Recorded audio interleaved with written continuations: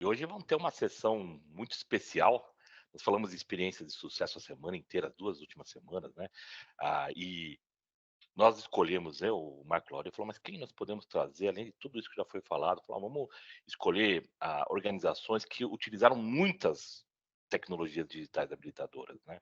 E a gente teve o prazer aí de poder contar com o aceite do Paulo Barcelos, do Luiz Gustavo, Cássio, que vão falar das experiências de sucesso das organizações que eles estão, nos projetos que eles estão liderando nessas organizações, né. Mas antes de mais nada, né, eu quero trazer aqui para se apresentar também o Marco Lauri. Eu sou conselheiro do Brasil Digital há alguns anos.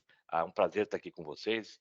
E o Marco Lauri é um dos companheiros que vem me acompanhando desde a Associação Internacional de Inteligência Artificial, da I2AI, agora também aqui no Brasil Digital para Todos. Nós estamos responsáveis em organizar toda a parte das tecnologias digitais habilitadoras no Brasil Digital para Todos. Tem um documento muito legal, se você quiser olhar lá e baixar, que fala dessas tecnologias digitais. E o Marco Lauria, ah, trago ele aqui porque nós vamos conversar com essas feras que estão aqui hoje, o Paulo César Barcelos e o Luiz Gustavo Miłoza aqui, né? É isso, Gustavo? Sobrenome diferente. Marco, por favor. Obrigado, Alexandre. É um prazer estar com vocês aqui hoje. Uma ótima tarde a todos. Eu trabalhei por muitos anos na IBM, sou colega do Alexandre aí na H2AI e também conselheiro aí do Brasil Digital para Todos. E junto com o Alexandre, um trabalho que começou aqui no Brasil Digital para Todos, nós desenvolvemos um trabalho que mostra essas tecnologias, que são as principais tecnologias que as empresas estão usando hoje para você melhorar os resultados de negócio, para você aumentar a produtividade. E é o que a gente vê refletido nessas 24 experiências que tiveram esse ano, do qual a gente escolheu duas para cobrir aqui hoje, o BNDES e a experiência da Paranauá com a Data Wake. Alexandre, você quer apresentar o Paulo e eu apresento o Luiz Gustavo? Microfone. Claro, antes de mais nada, eu quero só lembrar que se você, não olhou, não teve a oportunidade de ver os dias que esses 2 colegas apresentaram em mais detalhes a experiência de sucesso, entre lá no nosso site, no Instituto Brasil Digital.org.br, e lá na agenda do congresso você vai poder entrar em detalhes de toda a experiência, de todos os detalhes, inclusive do documento de como foi esse processo, o que que eles usaram de tecnologias, muito bacana, tá. Agora falando, trazendo aqui, apresentando o Paulo Barcelos, ele é doutor em estratégia e sistemas inteligentes pelo COP da Universidade Federal do Rio de Janeiro. Ele também foi diretor adjunto de planejamento da mesma instituição.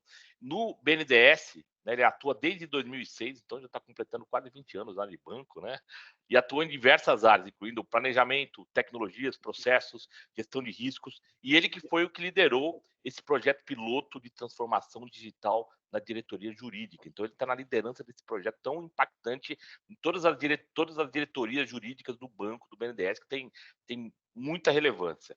Ele também possui certificação de transformação digital pelo MIT, é pós-doutorado em avaliação da inovação pela Universidade Federal Fluminense, é presidente do Conselho de Ecossistemas de Inovação e Transformação do Estado do Rio de Janeiro, no nosso movimento, no movimento Brasil Digital para Todos. Então, se você está aí no Rio de Janeiro e quer se conectar ao movimento, o Paulo Barcelos é o nosso presidente da região, é uma pessoa também que pode te ajudar com isso.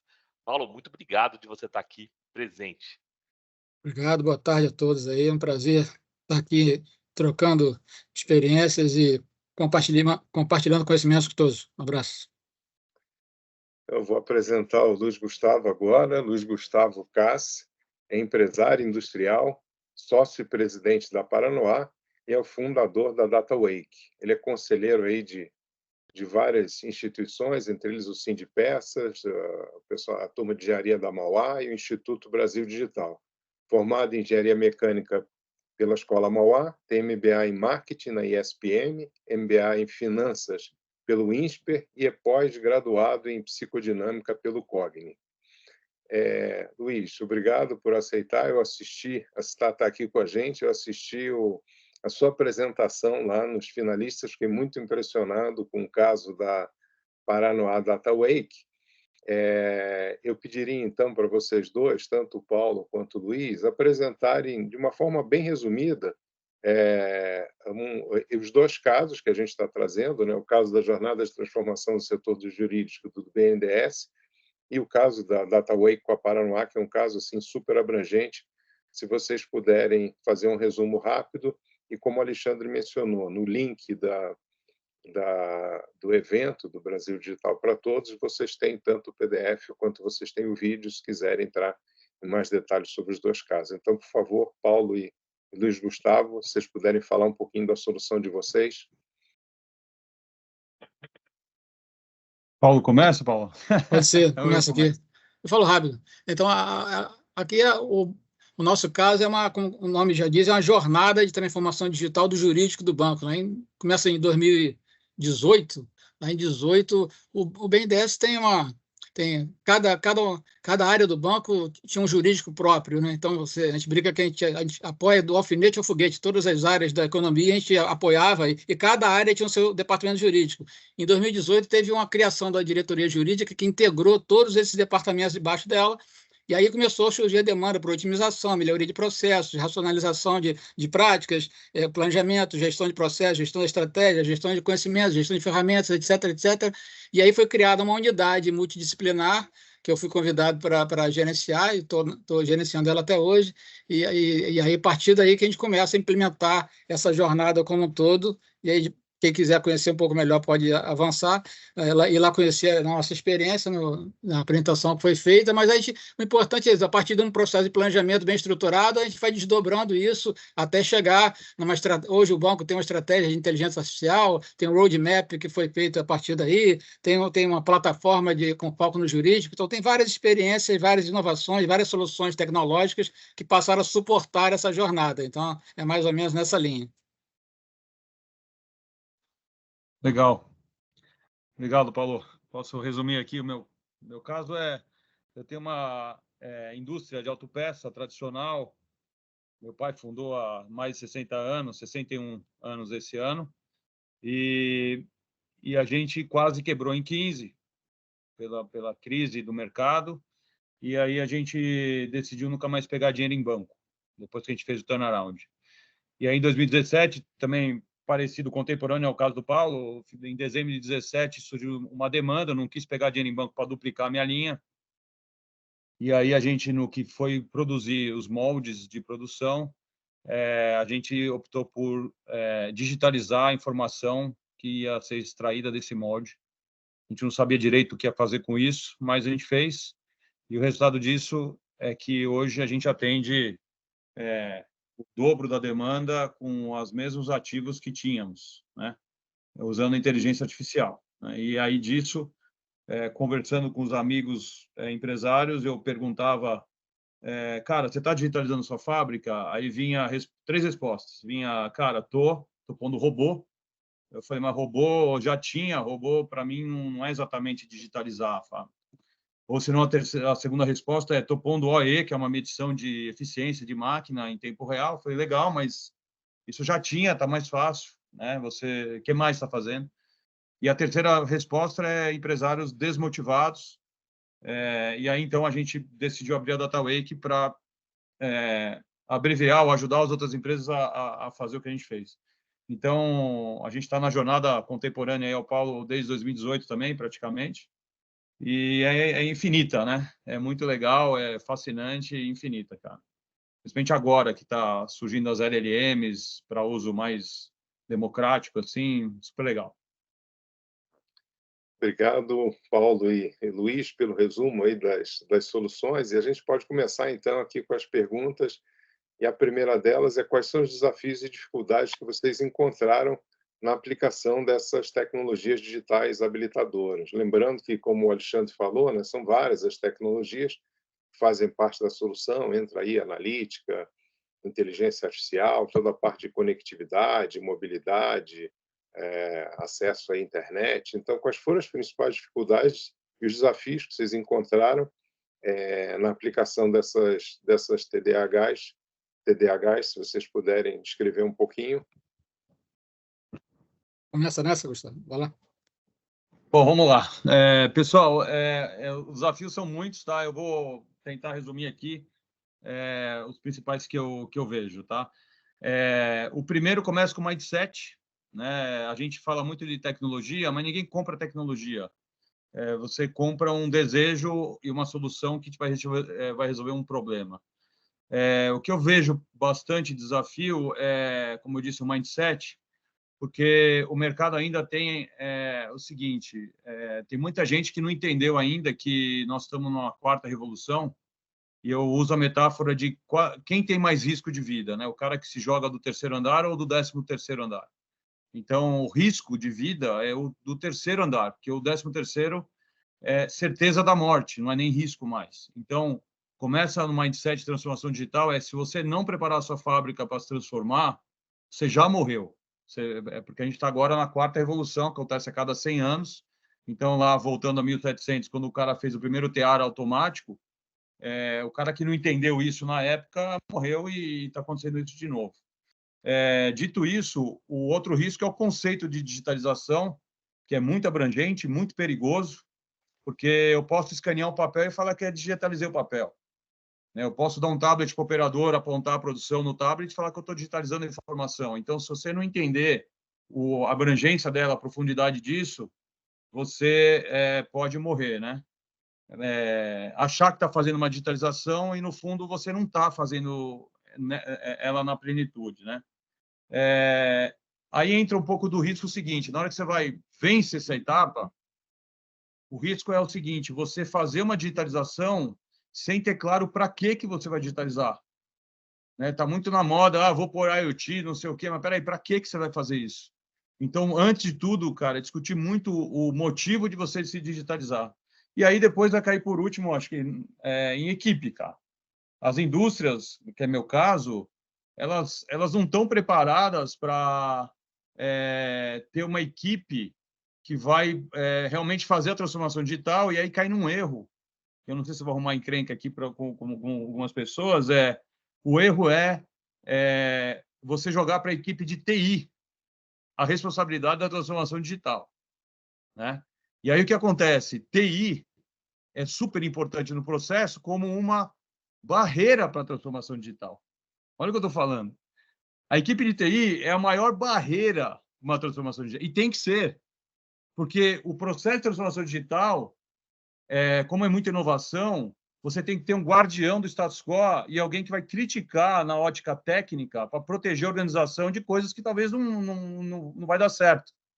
Então, o primeiro passo o risco é você jogar para apropriar a responsabilidade da transformação digital numa área que tem o papel de frear a transformação digital, tá?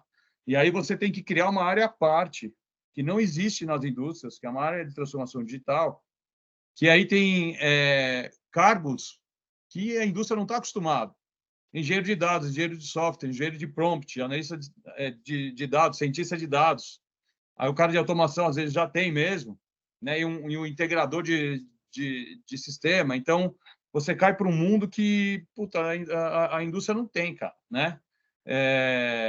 E aí o mindset geral e tal, porque tecnologia por si só ela vai ser resolvida, entendeu? Você vai resolver a tecnologia. A questão para mim tá nas pessoas mesmo, né?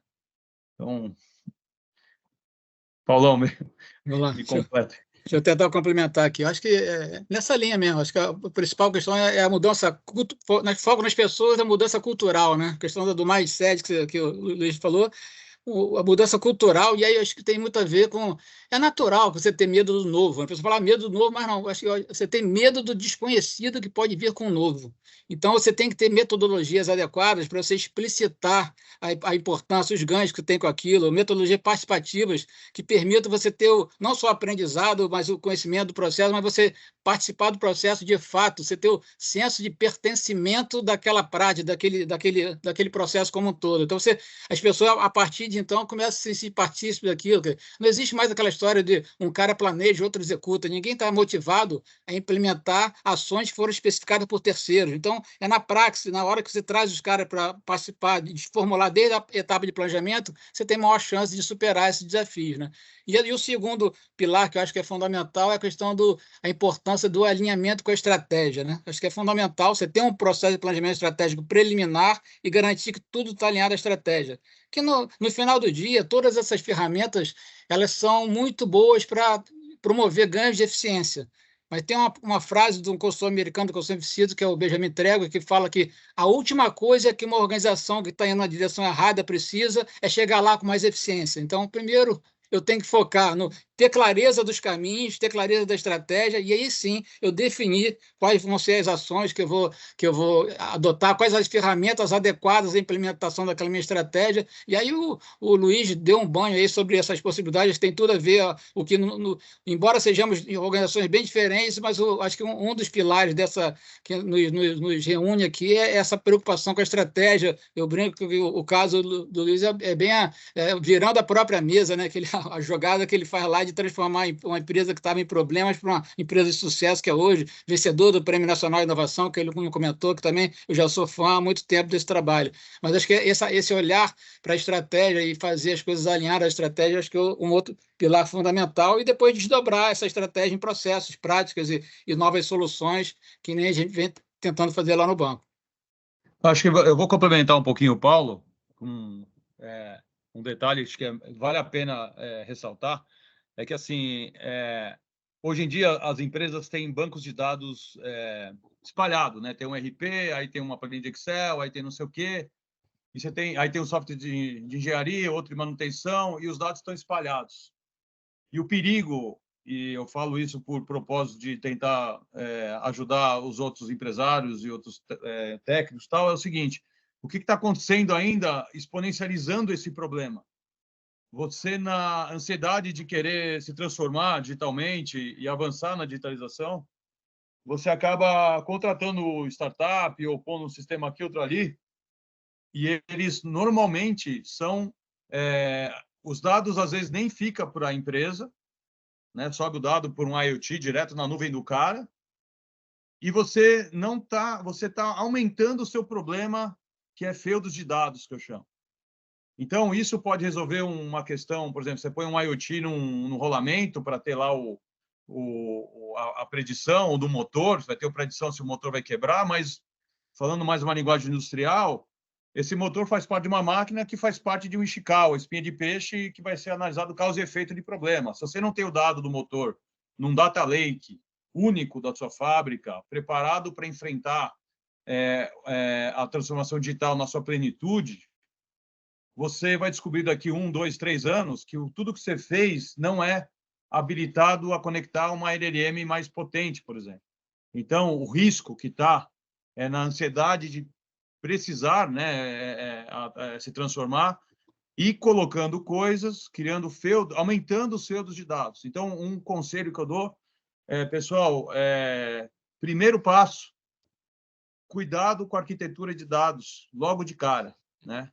Busquem uma arquitetura que permita uma integração total de todos os softwares, tudo que você vai colocar no mesmo data lake, porque isso é a base, é o básico, né? A base básica para você avançar na plenitude depois daqui 1, 2 anos, 6 meses, 1 ano, 2 anos, você ter condição de aplicar o que virá aí, que puta, vai ser animal aqui, que nem começou ainda.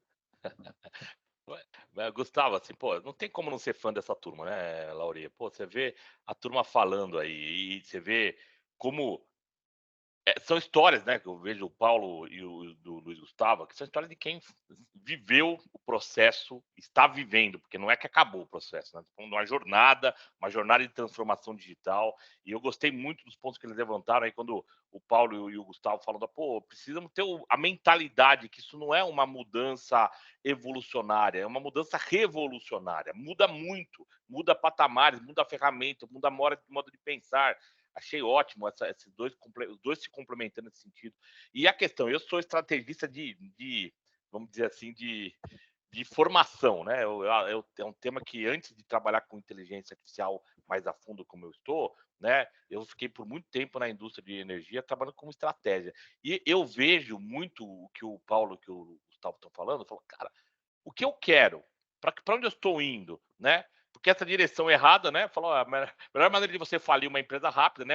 É trazer velocidade, né? Essa questão da estupidez artificial. A gente vê muitas empresas confundindo a necessidade de ser ágil, e precisa, de fato, precisamos de velocidade, de capacidade de fazer as coisas mais rapidamente, com a fazer a velocidade sem refletir para onde eu estou indo, para o meu futuro, para as questões de por que eu estou implementando a tecnologia, onde que são os pontos que eu quero melhorar a performance, os valores que eu quero criar, novos fluxos de valor, como eu quero reduzir desperdício. Então, essa reflexão é ótima para trazer a segunda grande bloco de perguntas que eu queria trazer para os dois aí, né? A gente fala de valor. Muita gente fica reticente, fala, pô, mas vou, não vou? Será que... Porque vê o voo de galinha, né? Fala, pô, mas eu resolvi um probleminha que deu resultado, mas porque não pensou a transformação. Como é que vocês, né, poderiam trazer essa ideia de quais são os benefícios quando você começa a usar novas ferramentas, uma nova mentalidade, né? Falar de TDAH, né? Falar dessas novas tecnologias que têm capacidades performáticas muito superiores, como é que vocês veem elas trazendo os benefícios? Quais são os benefícios que vocês podem mencionar da jornada de vocês? Falar, cara, ó, isso era previsível. E também o que não era previsível, né? Eu estava conversando antes com o Luiz Gustavo, talvez ele possa explorar um pouquinho mais, é um autor que eu gosto muito, do Kaufman, né? Que fala das possibilidades adjacentes, ou o adjacente possível, né? E esse conceito, eu sou muito fã da inovação, é um conceito muito poderoso. Eu acho que falar um pouquinho de benefícios para mostrar para quem está nos ouvindo agora que vocês não só tiveram os custos do trabalho, o esforço, mas o que isso gerou nas organizações. Quer começar, Paulo, e depois eu passo para o Gustavo, pode ser? Vamos lá. Então, eu acho que o principal benefício, no nosso caso lá, é a possibilidade de alocar aquela rica massa de conhecimentos, de competência, expertise dos advogados em tarefas mais nobres, né? Então, quando você começa a superar e trocar aqueles trabalhos repetitivos, tal, de busca de parecer, de busca daquilo, leitura de documentos, tal, por soluções mais automatizadas, você dá um salto gigantesco. E eu acho que um primeiro pilar que a gente precisava também é garantir o atendimento às demandas, às dores. Nós primeiro começamos o processo de planejamento, preliminarmente nós mapeamos todas as dores de nossas equipes jurídicas, dos nossos clientes, dos stakeholders e da sociedade como um todo. Então, como é que eu vou atender essas dores? Eu preciso atender essas dores fazendo A, B, C, D. Então, fomos trazendo as soluções alinhadas a essas demandas, para resolver essas dores. Então, não tem, ao invés de pegar a tecnologia de ponta, XPTO, tal, eu vou àquela que é mais adequada a resolver aquele problema. Então, é a primeira coisa, para não evitar esse negócio das palavras da moda, coisa e tal.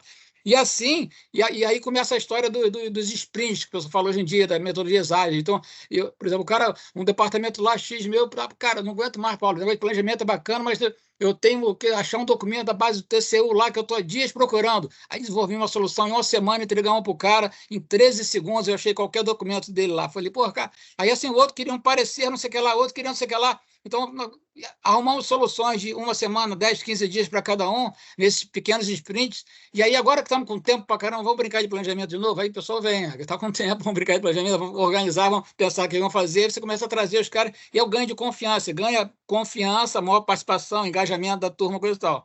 E sobre as tecnologias, o uso das tecnologias em si, eu acho que o banco está de acordo com o estudo que vocês fizeram hoje de manhã, não mostrou aquele resultado, né?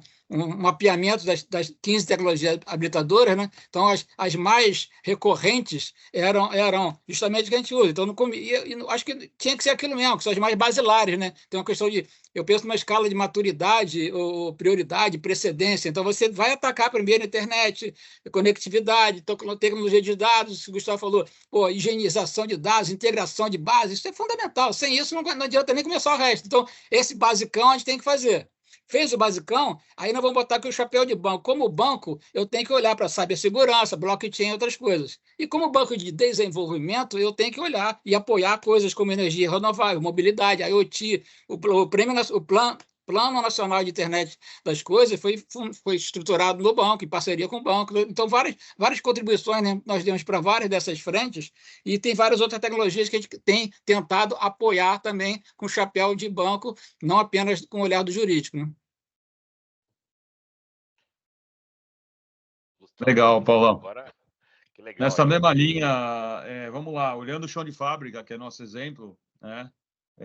Não só chão de fábrica, mas vou falar do chão de fábrica. Eu aprendi com o senhor já falecido, Paulo Gaudêncio. Ele era psicólogo, psiquiatra e psicanalista. Quando eu estava quebrado lá em 15, eu fiz terapia, e ele me ensinou que a causa de uma ansiedade é medo e a causa de uma angústia é dúvida. E esses dois sentimentos são muito presentes no dia a dia nosso, mas especialmente no chão de fábrica, porque o operador, diante da máquina, da produção, na pressão de produzir, ele tem muita dúvida, assim, ele pode ter uma dúvida do que fazer, angústia, né, do que fazer, ansiedade de estar fazendo alguma coisa errada, tal. Então, o que a transformação digital traz de benefício? Você diminui a ansiedade e a angústia, porque ele não tem mais que ele saber exatamente de tudo. É o sistema, a máquina que vai pedir para ele fazer as coisas que ela precisa, né? A máquina conversa com o cara, né? Então, operador, entrou o OP para mim, a ordem de produção não assim, então agora eu vou... esse plano de controle aqui, não é ele que vai buscar o plano de controle. A máquina fala, eu estou pegando o plano de controle, eu estou me ajustando onde eu posso. Só que onde eu não posso, operador, faz o seguinte, troca a ferramenta para mim de A para B. Quando ele troca, o sistema valida se é a ferramenta certa, né? Operador, meça aqui para mim essa peça. Quando ele mede com um paquímetro, o paquímetro já está integrado com o Bluetooth, que já registra, que já entra o CEP, o controle estatístico de processo. Então, fica a vida do operador diante de um sistema digital, uma máquina digitalizada, e máquina antiga, nova, não interessa. Máquinas antigas também se digitaliza, tá? Então, você tira... Por exemplo, tem uma estação lá na minha fábrica que é a Karina que cuida dessa linha. Ela tem que embalar 14 peças diferentes ao mesmo tempo em caixas. Pô, é muito simples. Você vai no shopping, você não acende a luzinha de onde tem a vaga, a mesma coisa. Acende a luzinha para ela onde ela tem que guardar. Coisa simples, né? Tem que pensar simples. Então, assim, o que ganha? Reduz a angústia e a ansiedade. Você aumenta, obviamente, a produtividade. Cara, vamos dar exemplo do que significa uma transformação digital. Pega o pedágio, sem parar versus casinha. Olha a quantidade de atividade que você tem na casinha, de pegar a fila, abrir a janela, trocar uma ideia com a menina do negócio, dar o dinheiro, pegar o troco, ela aperta o botão e abre. Quer dizer, olha esse processo na ótica do Lean e olha simplesmente passar pelo pedágio. Entende? É uma coisa que... Agora, pega isso e leva para a fábrica. Né? Alguém já abasteceu num posto de gasolina que tem sem parar? É incrível. Mano. Você para, o cara põe a gasolina e você sai. Parece cockpit de Fórmula 1, cara. Então, assim, eu até me sinto assim na Fórmula 1, cara. Pum, tchau, beleza, tchau. Então, imagina isso para o chão de fábrica, cara. Né? Então, essa camada é a primeira camada de benefício, que é a camada de integração e automações que tira, elimina, extermina atividades que não agregam valor e eram necessárias. Essa é uma camada. A outra camada é espetacular, que é coleta de conhecimento autônomo. Então, assim, o que significa isso? Cara, se você está monitorando a máquina, está monitorando, apropriando dado à peça, e você tem a peça boa, a peça ruim, aí o operador da manhã vai lá, ajusta a máquina, a temperatura ambiente é 30 graus. Aí, à tarde, faz frio, o operador mexeu, outro operador mexeu, aí a operadora do terceiro turno mexeu, eles vão mexendo e a máquina vai produzindo peça boa, peça ruim, peça boa, peça ruim. Depois de alguns meses, você tem uma extração de conhecimento. O que o cara fez que deu certo quando a temperatura é 30 graus? O que a menina fez que deu certo? O que deu errado? E aí você pega e entra numa camada que é combinação de conceitos estabelecido já de engenharia, matemática, estatística, só que você usa isso à potência. Vou dar um exemplo.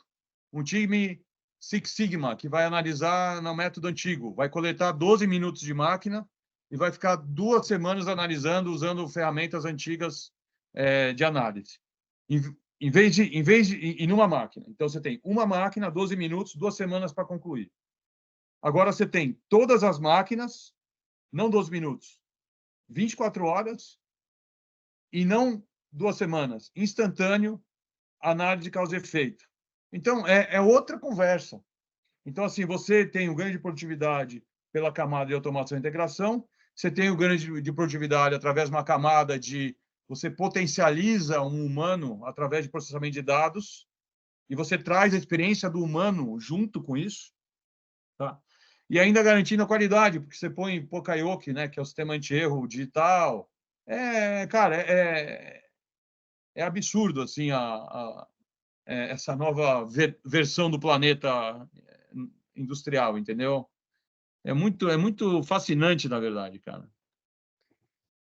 Tiveram 2 coisas aqui que me chamaram a atenção e que apareceram nas 2 rodadas, né, que a gente falou, né? O primeiro é que as pessoas são a chave do negócio, tanto é a dificuldade para você implementar e a chave para o sucesso. E algumas empresas tentam fazer isso na ordem contrária, né? Eu me lembro que eu participei de uma experiência na IBM que falava de reengenharia, quando isso aí foi moda. Eles disseram, não, existe uma sequência para você trabalhar, que é você trabalhar cultura e depois processos e, finalmente, você trabalha ferramentas. As ferramentas é o que vai permitir você aterrissar aquela cultura e o processo. Mas se você não trabalhar essas 2 coisas antes, não adianta você querer desenvolver uma ferramenta e empurrar essa ferramenta goela abaixo, que as coisas não funcionam, né? E algumas, a gente vê vários casos que não foram bem-sucedidos exatamente por tentar fazer isso fora de ordem, ou seja, quer implementar uma ferramenta nova sem olhar esse aspecto todo de cultura. E eu acho que o Gustavo falou isso claro, digitalizar não é simplesmente trocar alguma coisa que você tinha no papel e você vai escanear aquilo. Se você não mudar os processos para você poder aproveitar o fato de que aquilo é digital, digitalizar por si não traz benefício nenhum. Então, a importância de você olhar o processo e olhar a cultura e as ferramentas como um suporte disso tudo. Eu acho que um outro ponto que o Gustavo mencionou e o Paulo também reforçou é essa questão de maturidade tecnológica, né? O Alexandre deve lembrar lá, nos primórdios da HOI, a gente tinha uma matriz de maturidade tecnológica, que a gente ia visitar algumas empresas e todo mundo falava de inteligência artificial e o cara queria inteligência artificial e se ia olhar, cada um estava com o seu Excel, não existia um sistema de dados únicos, não existia uma realidade única, cada um tinha a sua realidade, o cara mudava a planilha dele aqui, não mudava mais nada nas outras planilhas e na verdade eu vejo a inteligência artificial como uma camada acima da analítica, do big data, é uma evolução a mais. Se você não tiver um sistema de dados confiável, com dados tratados ali, aqueles mesmos aspectos de ETL, Master Data Management, se aplicam se você estiver falando de inteligência artificial, é fundamental para você poder treinar um modelo, né? E até a interação dessas coisas. Acho que tem um ponto também que o Gustavo falou que é muito legal, que é você pode converter equipamentos que você já tem hoje, uma coisa similar à que a gente viu de manhã lá com a Agro. Então, não é você precisa comprar os equipamentos todos novos. Existem sensores que você pode colocar e você usar a IoT para poder colocar sensores e instrumentalizar aquilo que você já tem hoje. Para o terceiro round, eu queria perguntar um pouquinho aqui como a gente conclui, quais foram as recomendações e aprendizados que vocês tiveram com essas experiências de sucesso. Então, se você puder falar um pouquinho da experiência de vocês para que outras pessoas que queiram implementar possam se aproveitar disso, quais são as recomendações e os principais aprendizados que vocês tiram aí dessas implementações? Eu posso falar o seguinte, antes de falar disso, acho legal só falar uma coisa importante no processo de digitalizar, é que antes de você digitalizar algo, você tem que olhar o Lean, você tem que olhar o processo, se ele está minimamente bom para você digitalizar, porque muita gente começa a digitalizar algo e que vale a pena não digitalizar e sim fazer uma análise Lean. Eu não sei se a palavra Lean, às vezes, se para todas as áreas é conhecida, tá? É uma análise do fluxo, para ver se o fluxo está minimamente bom para você digitalizar, tá? Então, acho que é um detalhe importante. E outra coisa importante que eu vejo a gente está num momento de transição. Ainda, a gente tem uma filosofia que é tudo que a gente cria, é a tecnologia que tem que se adaptar ao homem, não o homem à tecnologia. Tá? A gente dá o exemplo do Jacques Cousteau. Na época que ele mergulhava, ele usava escafandro e era legal, ele funcionava, respirava debaixo d'água. E ele foi contra aquilo, ele falou, não aceito isso. E aí, por não aceitar isso, ele criou o Scuba, né? Que é esses caras que mergulham com um equipamento que ele criou porque ele não aceitou. Então, a tecnologia, no máximo que puder, ela tem que ser fácil o suficiente para ela se adaptar a gente e não nós a ela. Claro que a gente está num momento de transição, porque ela ainda exige alguma adequação humana, mas daqui 1 ano, 2 anos, com o uso mais democrático e mais intenso das LLMs, são coisas como o ChatGPT, ou aplicar Large Language Models, né, que são esses, para você deixar muito mais natural a troca e o contato com a tecnologia. Vai ficar muito friendly, vai ficar muito fácil de usar. Ainda não é tanto, né? Mas só voltando aqui, então, à última questão, que é as recomendações, né? Eu separei aqui 3 ideias. Eu gosto de falar muito de ideias e conceito, né? Tem um que é de São Francisco de Assis, uma frase dele que fala assim: comece fazendo o necessário, depois faça o que é possível e sem querer você está no impossível. Então não vai tentar ir para o impossível de cara, entendeu? Começa pequeno, começa fazendo. A única coisa, uma preocupação que deve ter é que mesmo fazendo pequeno, tudo que você for fazer, faça numa forma pensando grande, né? Outra coisa que eu acho que é importante que vocês falaram, e eu vou ressaltar aqui, é uma coisa que a gente usa, é o não sei que não sei. Né? Aquela história, sei, que bom, puta, parabéns. Sei que eu não sei, então ou eu treino ou eu ponho alguém que sabe. Mas o perigo numa época de revolução é o não sei que não sei. Eu nem sei que eu não sei. Então, significa, quando você fizer um plano de ação de transformação digital, todo dia você revisita a decisão. Porque, normalmente, quando você faz um plano, uma vez feito o plano, você depois só controla o cronograma. Mas a parede que você escolheu subir, ela era certa naquele momento, mas, de repente, passado uma semana, 1 mês, 2 meses, aquela parede não faz mais sentido. Então, você tem que ter... É muito perigoso, você tem que estar muito atento. E a última é a teoria das possibilidades adjacentes, que eu aprendi com o reitor da Mauá, meu amigo Zé Carlos, que é do Stuart Kaufman, que é um médico, acho que ele nasceu em 1938, ele estudou problemas complexos. E é a coisa mais atual hoje, que cara, não avalie, não julgue uma tecnologia pelo que ela promete resolver. Ela é muito mais valiosa pelas portas que ela abrirá para você. Então, isso acontece muito porque, ligado ao risco, né, de quem morre, que o cara que não vai morre, existe uma curva do early adopters e dos conservadores pragmáticos, né? Então, o mundo é muito conservador e pragmático. E, normalmente, projeto de digitalização cai numa banca de avaliação onde espera-se um payback. Cara, o payback é certeza. A questão é que, muitas vezes, por estar fazendo um negócio totalmente novo, você não tem ainda a consolidação dos dados para provar no PowerPoint o payback. Então, não se preocupe com isso, né? Teoria das possibilidades adjacentes. Cara, vai em frente, que você está tacando uma coisa, mas com certeza essa coisa vai habilitar outras que você nem imagina. Então, Acho que é o resumo da mensagem, assim. Vou pegar uns ganchos daí, então.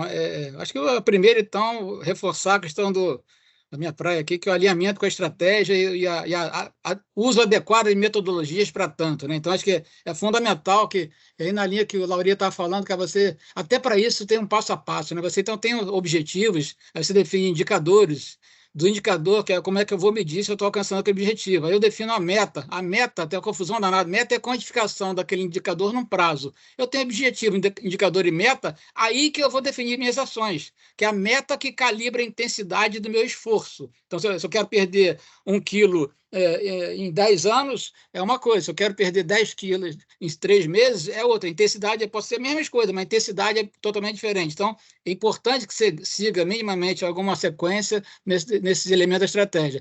E olhar bem claro e cuidadoso para o impacto disso nos seus processos, na linha que o Luiz Gustavo está falando. Então, como é que eu vou impactar nos meus processos, quais são os processos que eu tenho que alterar, como é que eu vou fazer, que projetos que eu vou montar para isso, e assim vai. E aí, uma coisa que eu acho fundamental é nessa questão quando eu traduzo nos indicadores, esses indicadores ajudam demais no processo de implementação. Aí não vou entrar a fundo aqui nos casos do banco, né? São 2 grandes indicadores que serviram de base para a nossa mudança de mindset, que é satisfação dos clientes, grau de contribuição para as metas do meu cliente. Quer dizer, o jurídico do banco assumiu, fez uma cesta das metas de todos os nossos clientes e a nossa participação nos lucros era alcançar 100% daquela cesta. Então, é um troço que eu não vi até hoje ninguém fazer, mas nós fizemos e foi um sucesso, porque você começa a ajudar o pessoal a se mexer para lá, para cá, o senso de grupo, coisa e tal, várias possibilidades para isso. Um outro olhar que eu queria chamar a atenção é a importância de traduzir, criar essas métricas. E aí o Luiz Gustavo e a Paraná são craques nisso também, fizeram com grande maestria, transformar as métricas que vão evidenciar as vantagens daquelas coisas, né? Então, por exemplo, o exemplo que você falou agora do pedágio. Ontem eu estava ouvindo aqui uma discussão aqui no Rio, que o pessoal do Rio está querendo botar em todos os pedágios, não pode mais pagamento do cartão com senha, só em aproximação. Que aí você cai de 26 segundos a média de atendimento para 6. 20 segundos por cada cara no pedágio, você vai ver como é que as filas vão andar mais rápido. Então, você transformar tudo em dados e fatos. Então, isso que a gente vem fazendo. Então, naquele exemplo que eu dei lá dos tempos de busca, a gente tem um módulo, uma funcionalidade do jurídico nosso, o acompanhamento nos tribunais do andamento dos processos. O advogado tinha que entrar no computador dele, ligar, acessar o tribunal, pesquisar o processo dele, isso tudo manualmente. Hoje a gente faz isso totalmente de forma automatizada. São 40 mil andamentos por mês. Então, só isso aqui eu já economizo um valor, transformando isso em grana, esse H em grana, eu tenho N vezes os custos que eu tive para contratar todas as tecnologias que eu tenho lá. Então, você começa a traduzir essas coisas nessas métricas e você consiga explicitar, comunicar, evidenciar e convencer as grandes lideranças. Aí chegamos na última fala que eu queria trazer, que é a questão da importância do patrocínio, né? E ter o convencimento das equipes, o apoio, a parceria com as equipes, com os demais colegas, a partir de algumas estratégias que tem que adotar para isso também, né? Então, só um caso, o banco, de 2018 para cá, diferente do Luiz Gustavo, da Paraná, eu tive 5 diretores jurídicos em 6 anos. Então, a cada um que entra, começa a rematar de novo. Então, se eu não tiver as métricas na ponta da língua, os números, os dados, fatos, então, decisão tomar com base em dados e fatos é basilar para você conseguir ter esse convencimento e vender essas ideias, a importância de continuar no processo. E, para finalizar, a questão da importância que eu chamo sempre do repertório, né? Então, você tem um repertório de conhecimentos, está sempre buscando ampliar, multiplicar esse teu conhecimento, o repertório. Não por acaso eu criei em 98 a estratégia aprendizacional, ninguém entendia o que era isso, mas eu preciso aprender mais e mais rápido que meus concorrentes. Então, essas questões todas é fundamental que você consiga aprender cada vez mais, está sempre aprendendo com os outros. Eu estou aqui com meus gurus aqui, o Lauria e o Del Rey, nessa coisa de há alguns anos. Meu novo guru, Luiz Gustavo, aqui, né, com prática e experiência, eu já falei isso para ele também, que estar sempre aprendendo e aumentando o teu repertório para você conseguir trazer sempre novas possibilidades, oportunidades, incorporando nos seus processos. E aí, só para fechar, inspirado no Yuri Levine, lá naquela camiseta preta, no curso da Starts, ele fez fazer palestra para mim, ele sempre fala, apaixone-se nos problemas e não nas soluções, nas ferramentas, né? Então, foco nos problemas, não fica apaixonado na ferramenta, deixa para lá, se ela não está legal, vamos trocar, na linha que o Gustavo falou, não fica apaixonado pela ferramenta, vamos focar no problema, a ferramenta adequada à solução dos teus problemas, e esteja alinhada à tua estratégia, que acho que é o fundamental. É isso. Muito legal. Você vê, hein, Lauri? Que legal, Paulão. Obrigado, hein? Que presente essa turma trouxe para a gente. Se vocês quiserem conectar com os dois, né? Aqui é só a ponta do iceberg. Eles têm muito mais conteúdo, muito mais experiência. O Paulo e o Gustavo estão lá no LinkedIn, vocês podem entrar em contato com eles. Eles são presenças frequentes, são todos conselheiros aqui do Brasil Digital, então são presenças frequentes. E eu recomendo de novo, reforço aí que você entre ali, né? No institutobrasildigital.org.br, olhe lá na agenda, vai ter todas essas experiências em detalhes. E agora vamos começar, porque eu não quero ficar só eu e o Lauria fazendo perguntas para a turma sem dar oportunidade para os demais colegas, tanto quem está no YouTube nos assistindo quiser colocar no chat lá, como aqui o nosso pessoal, né, de poder interagir, né, com essas duas feras de experiências muito bem sucedidas, né, no setor. Então, professor Francisco, acho que podemos começar, né? Com as perguntas difíceis agora. Só fizemos as fáceis, né? Só as fáceis. Agora é hora que vem as difíceis. É a hora da verdade agora. Mas olha, todo mundo aí com as suas câmeras abertas, por favor, que eu já estou com a minha Polaroid aqui prontinha para bater a foto, tá? Então, por favor, abram suas câmeras, todos que estão presentes. Eu vou bater a foto com a Polaroid, que é uma tecnologia um tanto quanto não moderna, né?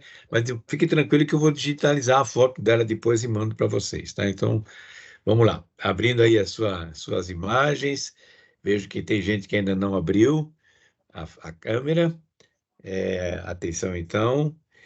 Todo mundo aí já preparado, com aquele sorriso Brasil Digital, que é importante. Atenção, 1, 2, 3 e já. Ok, vão dando sequência aí que eu vou revelar a foto aqui, já digo para vocês se ficou boa. Legal. Então, se vocês temos espaço para perguntas. O Alexandre falou, quem quiser, por favor, levanta a mão, aqueles conselheiros que estão aqui conosco, quem está assistindo pelo YouTube. Acho que temos uma primeira pergunta aqui do Fábio, no Fábio Bordim, nosso conselheiro mora aqui. Fábio, pois não, traz aí, aproveite aí a turma, hein? Rapidamente, né, parabenizar, eu já tive a oportunidade de ver, né, a explicação das duas experiências, né, a apresentação completa, e é impressionante, né, quando a gente pega aí dois samurais, né, na motivação, né, da transformação digital, como há um alinhamento, né, na trajetória, na atenção, né, e um momento aqui eu me peguei rindo na apresentação e vi que estava todo mundo em quadro rindo também, né, que foi no reforço a importância de se ter uma base limpa de dados, né, a construção do sistema, né, a você começar pequeno, mas pelo menos olhar para onde a sua jornada quer ir, né. Então, é mais reforçar os parabéns aos dois aí, né, e essa questão de cada vez mais, né, como o Paulo sempre tem lá a cartilha na ponta da língua, né, quer dizer, você ter a trajetória para definir os seus indicadores, né, seus parâmetros, seus indicadores, seus pesos, né, e a sua meta, né, que é a intensidade onde você quer chegar, como isso é importante para essa trajetória. Então, é mais para cumprimentá-los e que o debate foi muito rico, acho que quem pôde acompanhar certamente teve aí uma aula dessas jornadas de excelência. Ótimo, Fábio. Obrigado, Fábio. Aliás, assim, se vocês quiserem fazer mais perguntas, mas eu vou aproveitar, né? Eu vejo essas duas figuras aqui, vou fazer, enquanto o pessoal levanta as mãos aí no digital, né? Teve alguma pessoa, curiosidade aqui, né? Paulo e Gustavo, eu não precisa falar nome, não quero expor ninguém, mas eu quero falar. Teve uma situação que teve pessoa que não acreditava no começo da jornada, falou, cara, isso não vai dar certo, foi o que eles chamam de detratores ou desmotivadores da mobilização, e que vocês conseguiram, ao longo da jornada, mostrar e que depois viraram, sei lá, concordo que foi um bom caminho, até viraram fã do projeto. Não sei se vocês querem comentar um pouquinho da jornada em termos de cultura com pessoas, né? Essa parte das pessoas. Paulo, Gustavo, se vocês querem. Olha, eu vou falar aqui.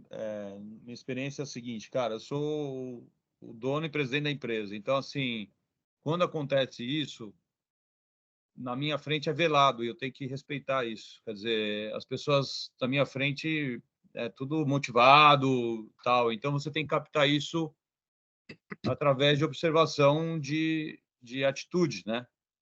E aí tem dois tipos de pessoa: aquele que não acredita ou tem dificuldade, mas quer, e aquele que não acredita, que é São Tomé, tem dificuldade, mas não quer. Esse você tem que tirar, infelizmente. Agora, o outro você tem que cuidar, entendeu? E tem, a maioria, muita gente. Se você olhar aquela curva tradicional que divide entusiasta, visionário, pragmático, conservadores e céticos, é uma curva normal. Os pragmáticos conservadores é a maioria. E é isso. E tudo bem, faz parte a gente trabalhar esse time, né? Mas também faz parte de você ver quem que está realmente jogando contra o processo. É triste, mas existe, tá? E aí, cuidado das pessoas que estão nos ouvindo, quem é você nessa curva, né? Então, muito cuidado, né? É isso que eu falo, porque não depende de mim, assim, só nesse caso. A pessoa também tem que... Então, é um pouco isso, tá? A realidade, às vezes, é um pouco dura nesse sentido. Mas é o que você se depara. Deixa eu ver. Como eu não sou o presidente, vou medir um pouquinho melhor minhas palavras. Estou brincando. Não é natural. Eu contei até um caso aqui de um grande amigo que estava num desse departamento. Eu comentei aqui, foi o caso do... eu preciso achar a base do TCU. Ele falou que não dava, não ia brincar de planejamento. Eu falei, cara, aí arrumamos lá a solução em 15, 10 dias, economizou horas e horas dele. E esse cara passou, logo na sequência, por exemplo, passou a ser um grande incentivador desse trabalho. Então, quando eu falo da importância da comunicação, no jurídico, a gente tem uma parceria muito boa, a gente vem ganhando vários prêmios sobre isso também, de legal design, né? É uma solução de você, né? O pessoal na pesquisa de satisfação vai falar, pô, não entendo nada desse juridiquês, o pessoal me explica um negócio, não entendo nada, aí começando a usar práticas de legal design, com estratagemas, quadrinhos, desenhos, processos, você começa a traduzir aqueles textos enormes, tudo que orientação de procedimental, as grandes normas procedimentais funcionam muito bem como processo, desenho de processos, coisas esquemáticas, né? Então, o legal design traz muito isso.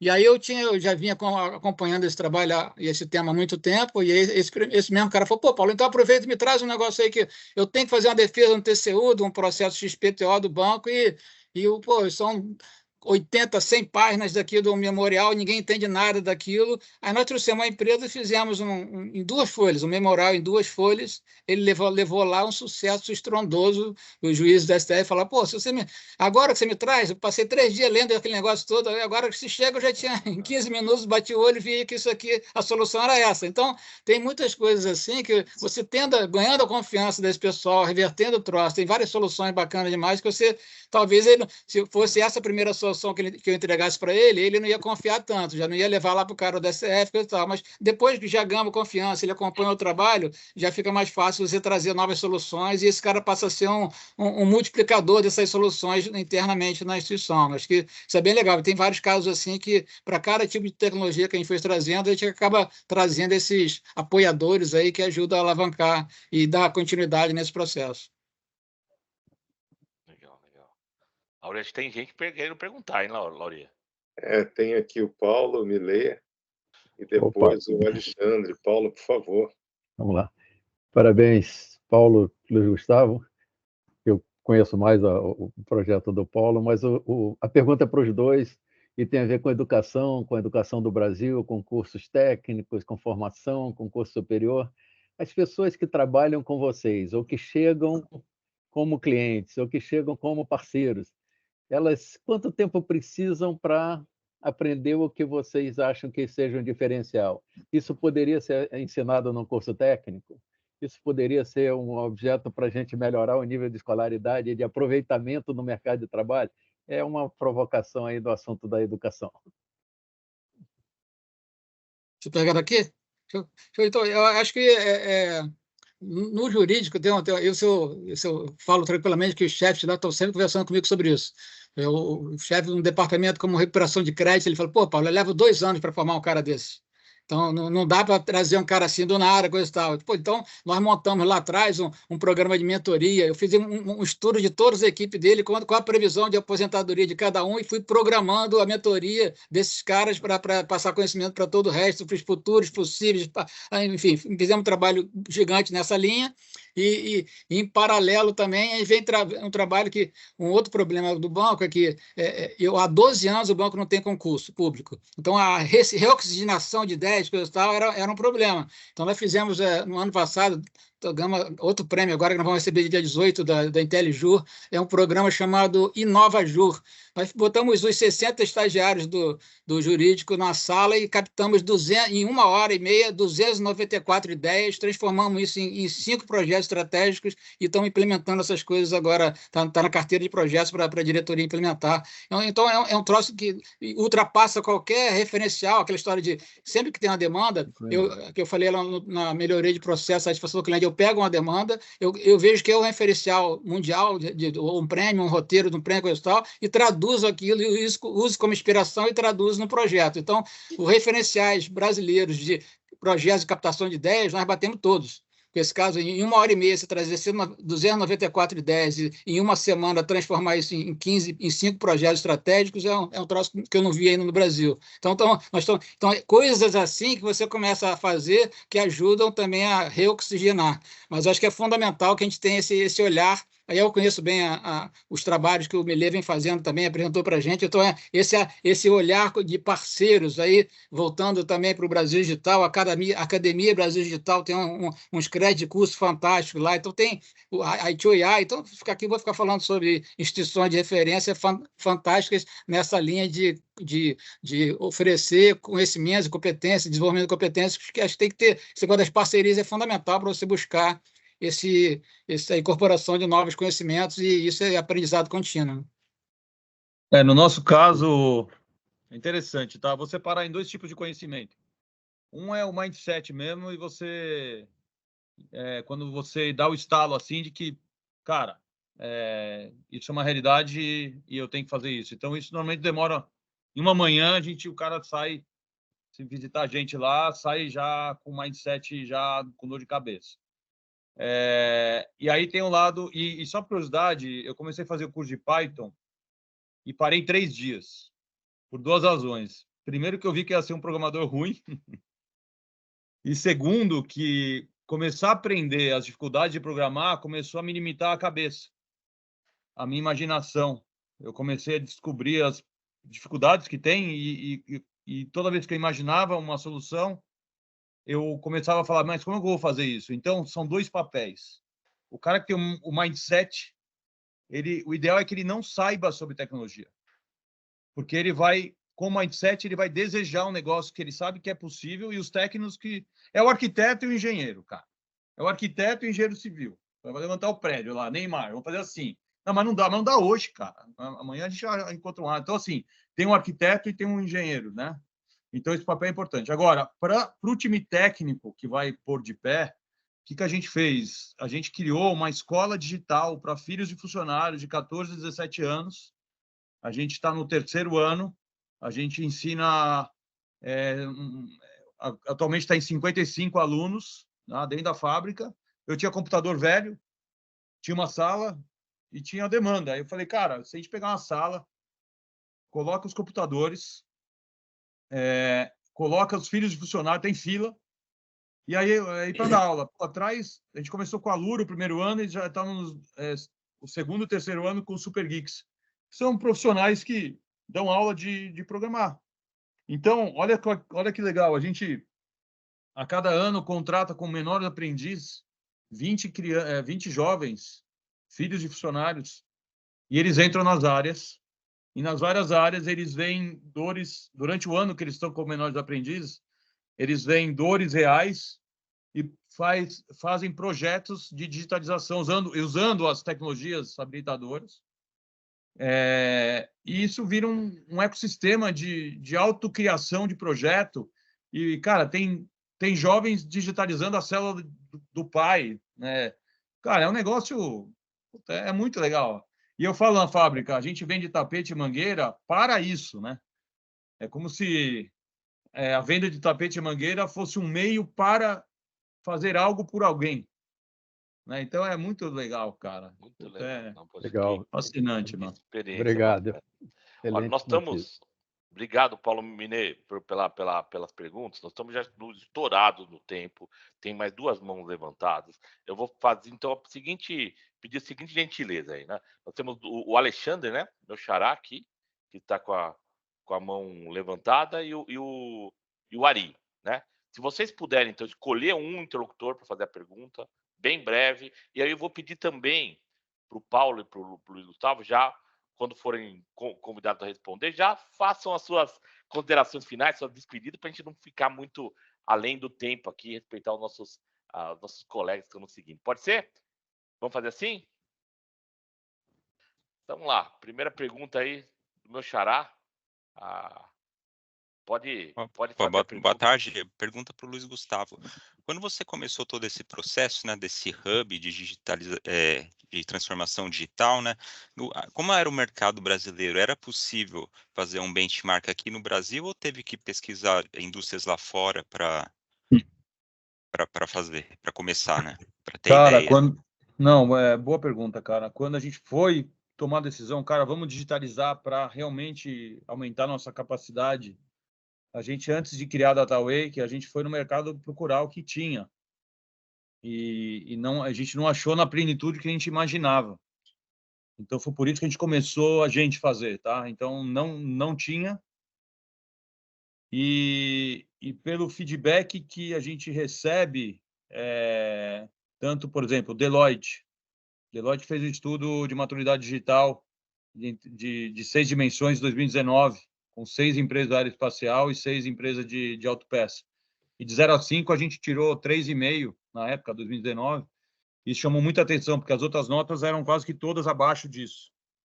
E aí a gente falou, nossa, o que a gente está fazendo, né? Então, eu digo o seguinte, cara, aí eu vou falar um negócio muito, muito interessante que eu vejo. Europa e Estados Unidos, eles têm, na indústria, eles são bons em automação.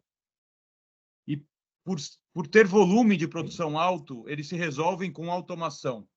A automação anestesia a mente digital. Tá?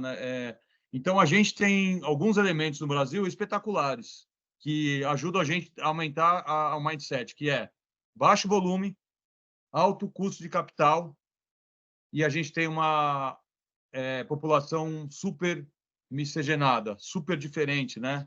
Com vários povos aqui dentro. Então, isso faz a gente um ambiente muito especial para a transformação digital, né? Mundialmente falando. Então, respondendo, eu acho que é difícil ver assim benchmark nessa plenitude, nessa profundidade que a gente foi. Tá? As considerações finais, Luiz, você quer aproveitar e já dar uma última palavra aí para a gente? Não, eu quero agradecer mais uma vez ao Paulo pela troca, ao Alexandre e o Lauria que nos organizou aqui, né? O Francisco, que é nosso mestre aí, o Ari, etc., o Fábio, todo mundo, tá? Obrigado mais uma vez. O nosso objetivo, o propósito, tem uma palavra no Japão que é Ikigai, que é propósito. É quando você consegue fazer 4 coisas. É quando você faz um negócio que você ama, que você faz bem, sabe fazer de alguma maneira, que fazendo ajuda os outros e ainda pode ganhar algum dinheiro com isso.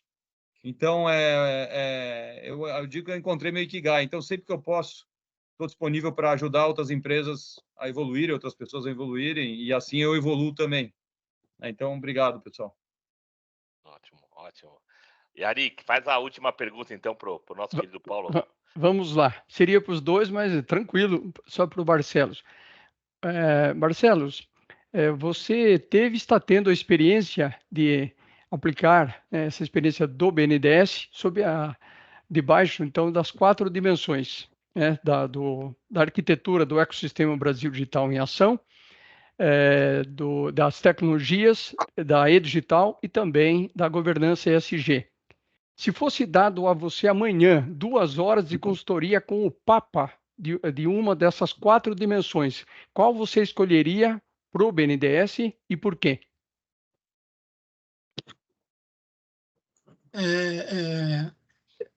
Eu escolheria fazer o trabalho que eu estava fazendo no pós-doc, que era uma proposta de alinhamento de todas as estratégias, políticas e estratégias nacionais de promoção da inovação e da transformação digital, que é cada um atira para um lado, a EBIA vai para um lado, a digital vai para outro, a estratégia nacional de desenvolvimento vai para outro, o plano nacional de internet das coisas vai para outro, cada um vai para um lado, esse pessoal não se fala, não se entende, não se alinha. Então, acho que é o trabalho que a gente já viu com a São Francisco, já bateu um papo sobre isso, esse trabalho já vem melhorando bastante, a nova digital já começa a avançar, a EBIA tem discussão, mas acho que cada vez mais essa preocupação, eu tentaria convencer o Papa aí de manter sempre essa preocupação com esse alinhamento entre todas essas políticas e estratégias nacionais, né? Acho que é fundamental para isso.